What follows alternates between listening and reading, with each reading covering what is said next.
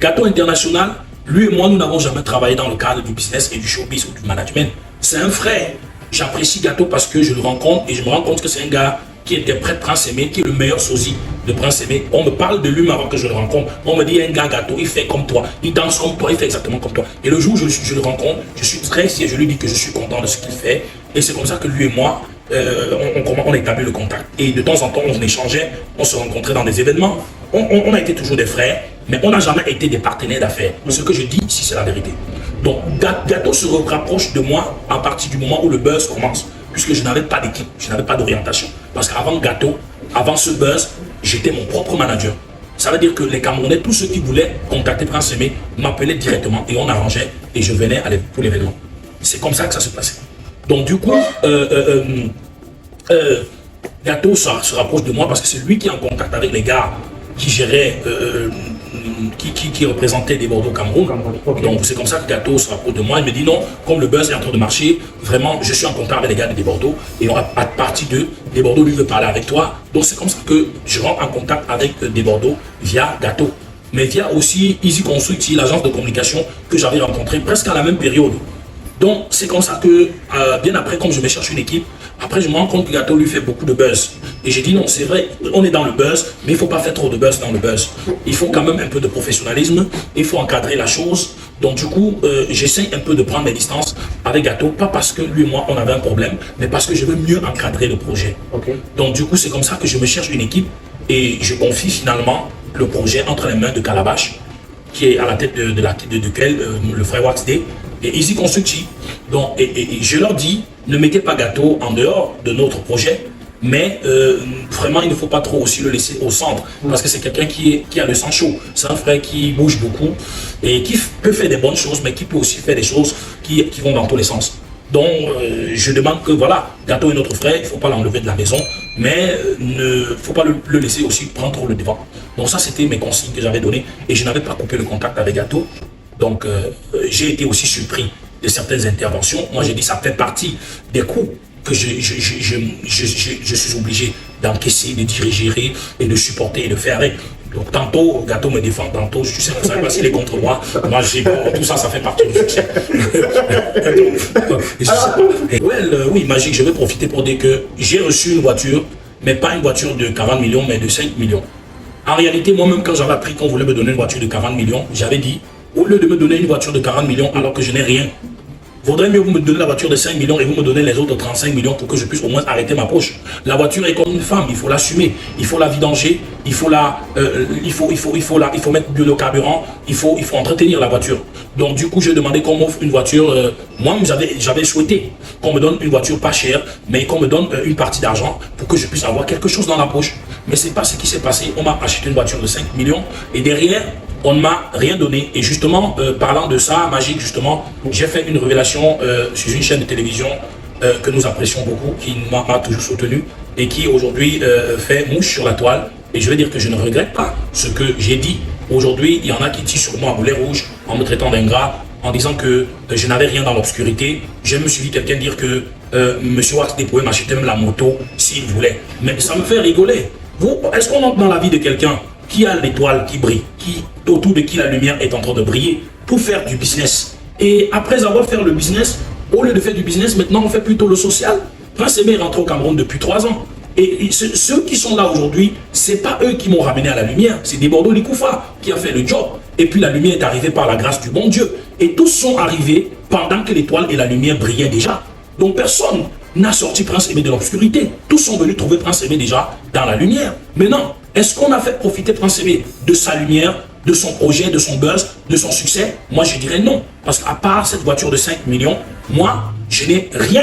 On ne m'a rien donné. J'entends qu'on a signé des contrats. Il paraît, c'est des témoignages, je n'ai pas de preuves, avec des sociétés multinationales, des partenaires. Ma chanson joue chez plusieurs partenaires téléphoniques. Mais moi, je ne sais pas comment ça s'est passé.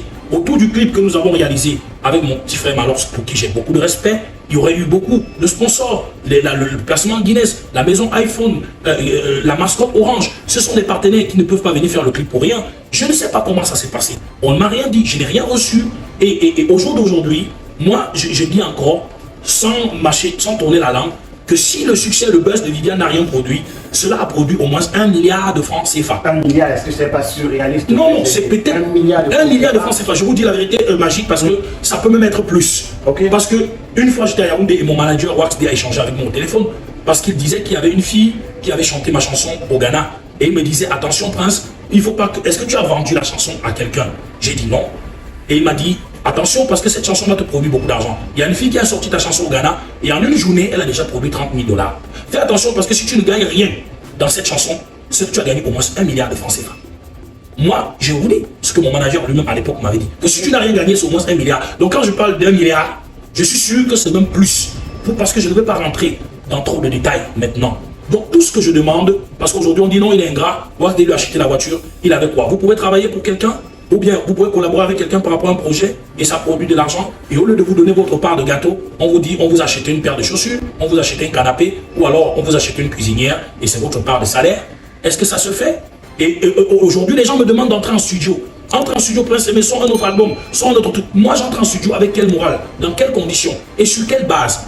Je vous dis, je n'ai jamais reçu de l'argent de qui que ce soit dans un cadre, dans un contrat de production ou de management. Je n'ai jamais perçu de l'argent. Les quelques petites sommes d'argent que j'ai reçues venant de mon frère Waxday, ça a été par rapport à quelques spectacles ici au Cameroun. Et je voudrais dire que si les choses avaient été bien gérées, nous voici en décembre, Prince Aimé n'a pas de date. En dehors d'une date de 24 décembre, Prince Aimé n'a pas de date. Nous sommes dans un décembre presque vide. Alors comment est-ce que les gens ont travaillé? Moi je n'en sais rien. Donc moi je ne fais la guerre à personne. Je n'ai rien contre personne. Mais je demande juste à ce que on puisse nous donner des comptes à moi et à tous les Camerounais qui ont porté haut ce projet.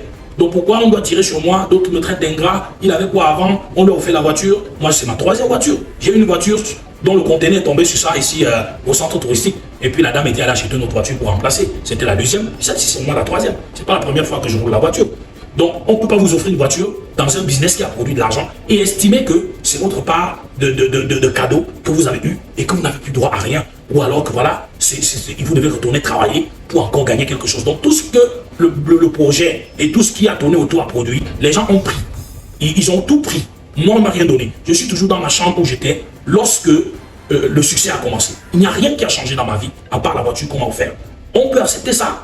Moi, je demande à tous mes fans et à tous mes frères et sœurs de se battre pour moi et de se battre avec moi pour que la lumière soit faite. Je ne veux de mal à personne, mais qu'on donne ma part de gâteau parce que les gens ont reçu de l'argent. Donc, Prince Aimé réclame minimum 1 milliard de francs. 1 milliard de francs CFA. À Waxday, les droits sur la chanson Viviane. Viviane. Les années 90, Prince Aimé, tu apprends à jouer de la guitare. Bon, 90, je suis encore trop petit.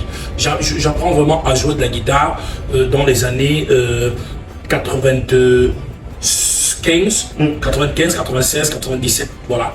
Voilà, ce sont les années où j'ai appris à jouer à la guitare jusqu'à 2000. Jusqu'à 2000.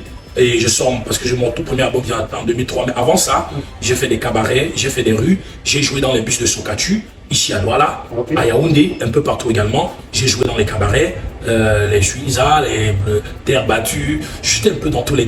Bref, n'importe où j'écoutais la musique, moi je m'arrêtais et je demandais à jouer. Il y avait des personnes qui me rejetaient, d'autres qui m'accueillaient et je profitais parfois pour apprendre quelques notes de musique. Donc parfois je rencontrais des grands frères qui étaient accueillants et je rencontrais d'autres personnes qui ne comprenaient pas. Toi, tu ne vois pas, tu veux faire quoi? Est-ce que tu sais chanter? C'était un peu ça. Et j'apprenais dans le tas et je jouais aussi un peu partout, dans les fêtes, les kermesses, les rues, les anniversaires, partout où j'avais l'opportunité de m'exprimer, de prester, je n'hésitais pas. Et pendant cette période de Prince Aimé où tu apprenais à jouer de la guitare, est-ce que tu as rencontré un certain Big Solo? Moi, je ne ferai pas trop de commentaires à ce sujet parce que il y a eu par le passé trop de confusion et trop de polémiques. Okay. La seule chose que moi je vais dire, c'est que rencontrer quelqu'un ou pas, Prince Aimé n'a jamais fait du mal à qui que ce soit et Prince Aimé n'a jamais pris quoi que ce soit à l'autre pour évoluer dans sa carrière musicale. Lorsqu'on va à l'école, c'est pour apprendre à lire, à écrire, à compter, à connaître. Ce n'est pas forcément pour apprendre la musique. Mais j'arrive dans un centre où les gens faisaient un peu de la musique à droite, à gauche, après l'école, dont la musique était une passion et non une profession. Okay. Nous faisions de la musique, c'est-à-dire que pendant des heures libres, où nous n'étions pas en train d'apprendre, parce que ce n'était pas le but pour lequel nous étions allés à l'école. Et après l'école, j'ai eu des camarades non-voyants qui qui ont persévéré dans la musique et d'autres qui ont choisi de poursuivre leurs études, d'autres qui sont devenus des avocats, des managers, des commerciaux, parce que les aveugles ont beaucoup de talent et beaucoup d'intelligence. Donc, moi, j'ai choisi de persévérer dans la musique et Dieu m'a béni. J'ai ouvert la voie parce qu'avant moi, il n'y avait que Papa André Maritala qui avait eu un tel succès. Aujourd'hui, Prince Aimé est celui qui, dans la jeune génération, a pu tracer la voie. J'encourage tous les autres aveugles. Le frère dont vous avez prononcé le nom, Big Solo, voilà. Aujourd'hui Génie Solo. Voilà, je n'ai rien contre lui. Lorsque j'ai appris qu'il a sorti son truc, j'ai demandé à ce qu'on partage sur ma page. Ouais. Donc c'est un frère camerounais, c'est un frère du Ndé. Moi-même, je me considère parfois comme un fils adoptif du Ndé parce que j'ai beaucoup de parents là-bas et beaucoup de parents là-bas. Voilà, donc c'est quelqu'un qui doit aussi trouver son chemin, à qui je souhaite beaucoup de bonheur et de succès. Mais je dirais toujours la vérité aux Camerounais, que Prince Aimé n'a jamais triché. Jamais, en aucun jour. Parce qu'on se souvient quand même qu'il a fait plusieurs sorties dans lesquelles il disait qu'il est le véritable auteur de Viviane. Et j'ai eu plusieurs entretiens concernant cette chanson. On parlait même de Vivienne. Et sur la pochette, c'est écrit Vivienne. Peut-être la prononciation change. Ah non, Sur la pochette de Prince Aimé. ah non, en réalité, le titre c'est Viviane, mais je peux vous raconter pour la petite histoire. Ok. C'est le moment de la sortie de la chanson que celui qui devait concevoir l'affiche la maquette, à la maquette, oui. voilà, a dû faire l'erreur. Au lieu de Viviane, il a écrit Vivienne. Ok. Mais en réalité, il n'y a aucune confusion à ce niveau. Et je peux vous dire, sans rentrer dans trop de polémiques, j'ai dit que je respecte ce frère et je lui souhaite aussi succès et bonheur. Mais il faut, comme les gens disent, Prince Aimé, parfois n'est pas reconnaissant, je dis, il faut que les gens soient reconnaissants. L'aveugle qui a tracé le chemin aujourd'hui dans la musique, c'est Prince Aimé. Et je peux encore vous dire devant Dieu et devant les hommes que je n'ai jamais triché, quoi que ce soit, à qui que ce soit pour réussir dans la musique. Et vraiment, je n'ai pas besoin de discuter la paternité d'une chanson qui est sortie de mes entrailles, d'un enfant qui est sorti de mes entrailles. Pour moi, ce n'est même pas un débat à faire.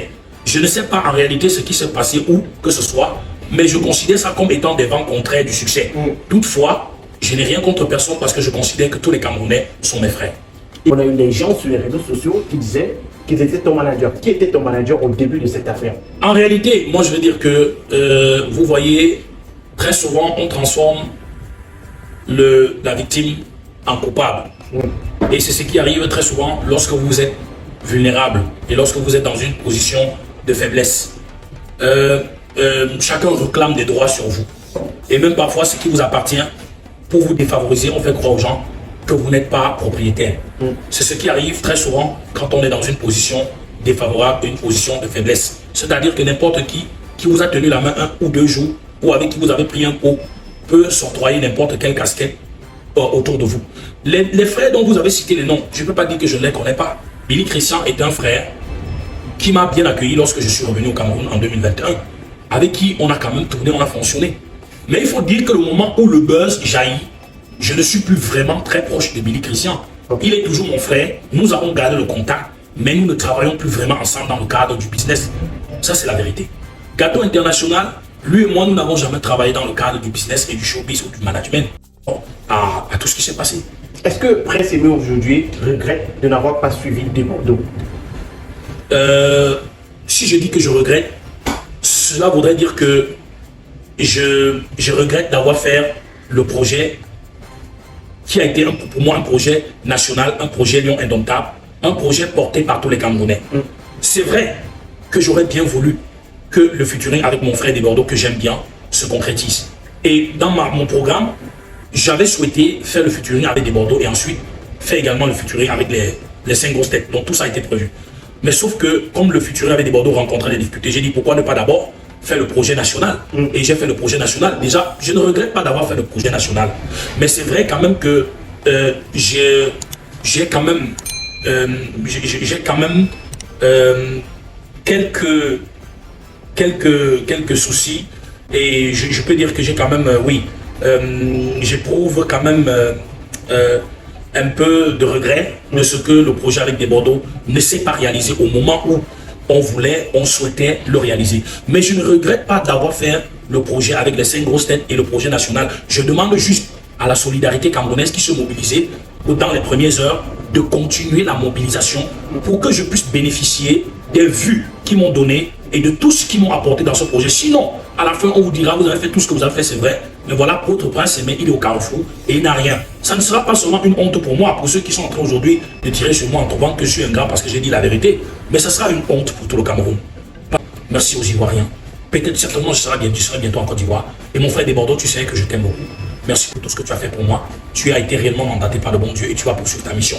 Merci. J'ai dit aussi à mon frère Malox de poursuivre la mission, de finir ce qu'il a commencé, de ne pas lâcher, parce qu'il a bien fait. Mais s'il laisse les gens faire de ce projet ce qu'ils ont voulu faire, lui-même, il ne va pas, on ne va pas dire que peut-être il n'a pas su ce qui s'est passé. Il est mon frère, je l'aime beaucoup et je ne souhaite pas qu'il soit mêlé à cette histoire qui paraît très louche. Donc moi, je souhaite qu'il se détache, qu'il se démarque en mettant la pression sur ceux qu'il connaît très bien pour qu'il fasse les choses correctement.